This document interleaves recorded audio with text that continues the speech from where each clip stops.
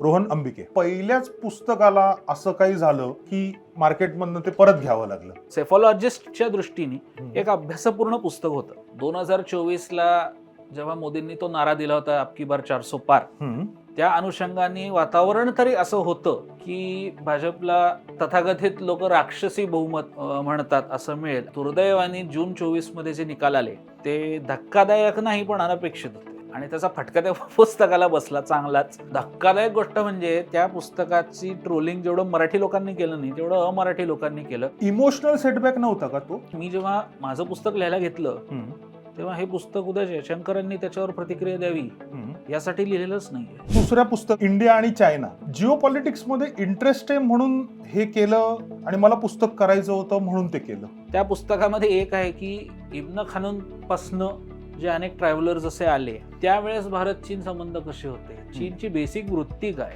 भारत चीनच्या लेव्हलला पोहोचू शकत नाही. एकाच बाबतीत चीनला मागे टाकू शकतो लोकसंख्या, पॉप्युलेशन मध्ये. चीन संस्कृती वेगळी असली तरीही कुठेतरी त्यांनी महाभारतातल्या कृष्णाचा खुनशीपणा एक प्रकारे तो प्रॉपर उचललाय, एक प्रकारे भारताला आरसा दाखवलाय खरं. म्हणून मला ते पुस्तक जास्त आवडतं. अशा काय 5 गोष्टी तुला जाणवल्या ज्या भारताने चीनकडून शिकल्या पाहिजे? रानटीपणा जरा बना ना. काही गोष्टी पहिल्या नेतृत्वाने ज्या चुका केलेल्या आहेत त्या इतक्या जबरदस्त आहेत की त्या नाही भरून निघणार, हे आता मान्य करा. दुबईच्या शेख झायद रोडवर विमलचा गुटखा घालून थुंकायची हिंमत तुमची होणार नाही. इथे कशी होते? पहिलं पुस्तक परत मागवलं गेलं. कामाचा फ्लो कसा थांबला नाही? पर्सनल करेक्ट्स होते, राजकीय कुठे काही